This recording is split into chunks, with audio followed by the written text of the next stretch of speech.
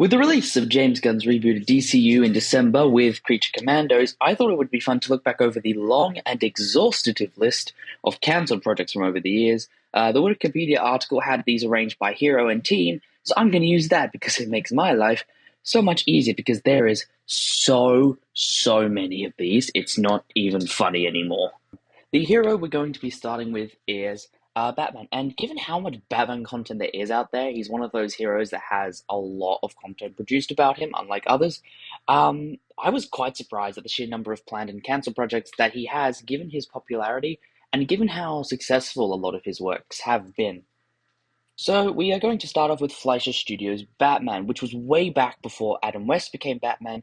It was the studio behind the Fleischer Superman cartoon, which apparently had discussions about a budget, but that's not much else known about it other than that. CBS's Mike Henry Batman was even closer to before the 1966 Batman, which was Mike Henry, the Tarzan actor and a former linebacker, was in talks to play Batman in the CBS's adaptation. It went into stagnation and they then tended to sell it to the NBC, but they refused. Um, Batman versus Godzilla, which is a very WTF one because it appears this was a thing with Adam West's Batman when the 1966 Batman was running, who would use his very cool various vehicles from the show, and it was more of a concept than anything with Toho Studios who were making the Godzilla movies at the time, but the idea is just insane. Tim Burton's Batman Continues was his attempt at producing a third installment of his Batman series that wasn't what would become Batman Returns. He had planned to have many of the older cast turn, including Michael Keaton, Michelle Pfeiffer's Catwoman, and Billy D. Williams return as Harvey Dent, who would become Two-Face. But as usual, WB thought it was too dark, and so they went with Schumacher's version, which is insane given how successful his previous two movies had been. And speaking of Joel Schumacher's Batman Unchained would have been the fifth Batman film in this sort of 80s series, or it would have been had WB not sucked, or that Batman and Robin had not flopped and been one of the worst Batman movies of all time. WB said that it would have been more in line with Returns and Batman and Robin, but Schumacher claimed it actually would have been more in line with what Burton had been doing previously. So that's quite an interesting sort of idea. Harley Quinn and Scarecrow would have been the main villains, and Jack Nicholson was alleged to have been cast to return.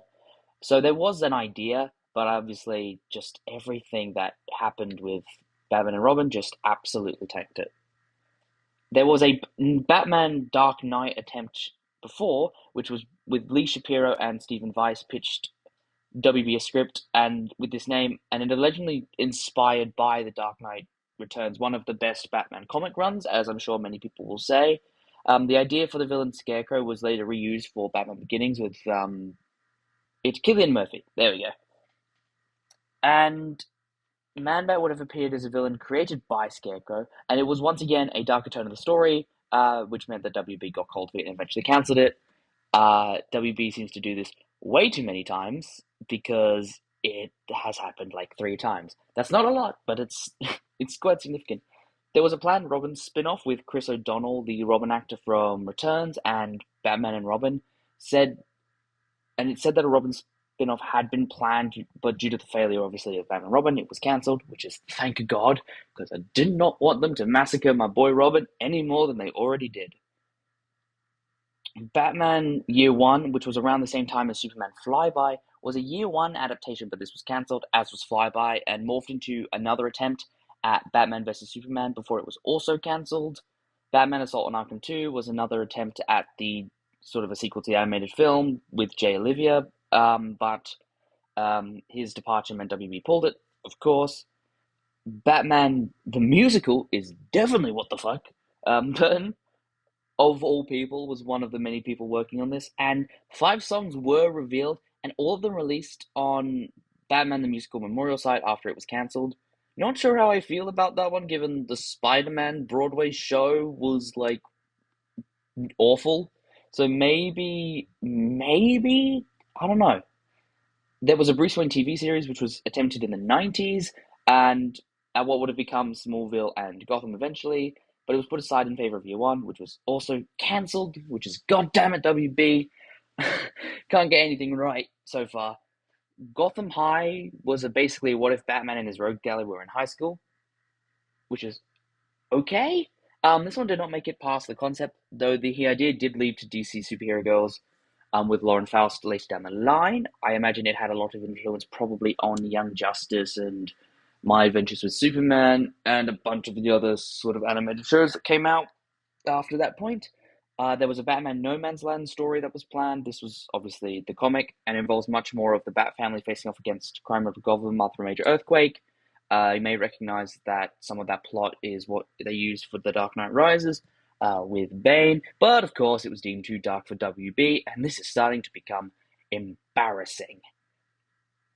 Uh, Batman Arkham was going to be a follow up to the Sub Zero with the Batman the Animated Series movie, which is one of the best of the Batman the Animated Series movies, and it would have seen Batman and Robin face off against a series of Arkham Asylum patients, but this was scrapped in favor of Batman Beyond Return of the Joker, and also turned into the Arkham games. So it still kind of exists, it just got turned into other projects, and those projects are all very, very good. So, I mean, hey, it kind of still exists. The Batman versus Hush movie was the second film of the Batman series that was scrapped, despite wanting the writer and the director wanting to make several more. Though a DCAU movie with Hush as the villain would be released in 2019, I don't think that movie was quite as well received. So, yeah. Batman RIP was a Bruce Timm project that he wanted to produce a film based off of the 2015 story, but there's no information on why this one was cancelled. And I'm surprised that work by Bruce Timm was cancelled because he gave them Batman Beyond and Batman the Animated Series some of the best Batman animated content ever. So that's just very interesting that they didn't trust him to make a good show. Maybe it was, but there was nothing released, so I have no idea. Batman Going Sane was a planned entry into the DCAU, one of the best sort of continuities, that had also no information on its cancellation, which is a recurring thing. Arkham Asylum film was another victim of J. Olivier's departure from WB 2015, which would have been obviously an Arkham Asylum adaptation. No other information revealed. There was a live action adaptation of Batman Beyond considered alongside Batman Year One. The writers, led by Boaz Yakin, wrote a script but lost interest. WB has cancelled quite a few of these recently. There's a fan made film coming out with Ryan Potter, who played Beast Boy in Teen Titans. But I do think a Batman Beyond movie should be made, or like some sort of live action project with it. And obviously, there was a Batman Year One movie that I've mentioned before, that it was a planned adaptation of the 1987 Frank Miller arc and was to be Schumacher's apology for Batman and Robin, with a darker and grittier Batman, sort of like the return to what had been done with Tim Burton's work. But I think we can see where this is going. But it was also a creative difference between the studio and the director Aronofsky that also caused the cancellation, which doesn't always make sense to me necessarily. There was an untitled sequel to Batman Beyond Return of the Joker, but the controversies and the dark tone previous movie was what killed this one. Again, there was an untitled Batman Beyond animated movie, and a conversation has occurred multiple times, but even recently, WB being WB means that this one's probably never happening. It was supposed to be animated like Spider-Verse, which, and had, I think, either the same guys or similar people from Spider-Verse working on it, which is insane. And it's a great idea because it's set in the future and it's Batman Beyond, who's a bit more technical. Why did you cancel this? We hate you, WB. We hate WB so much. And obviously, there was the DCEU Batman, which would have been the first one, just the first of the long list of projects of failures by the original DC universe. Ben Affleck would appear, and it would have been set after Justice League, and incorporate Deathstroke, played by Joe Manganiello, who appeared at the end of the original Justice League. And then you had Matt Reeves, who was attached to direct, but he would go on to produce the Elseworlds, The Batman, which was also very good. So maybe this one could have actually been good, but we'll never know. Now, these are some Batman adjacent projects, which is about members of the Bat family, but not directly about Batman. Starting off, we have Batgirl, which is not the more recent one, but one from 1966 as a spin off from that show that never got past a 7-minute presentation. There was Batgirl Year One, which was Bruce Timm again, had plans for an animated adaptation of the Year One story, but DC cancelled all plans for the adaptation. Don't know why, it's Bruce Timm. DCU Batgirl film is the more recent one that spurred even more hatred at WB because they cancelled it as a tax write-off, despite it being 90% complete. And yeah, this one hurts. Nightwing, the animated series. The guy who made the Boondocks and the Legend of Korra wanted to make a Nightwing series that was rejected in favor of Young Justice. So honestly, a worthy sacrifice, I might say.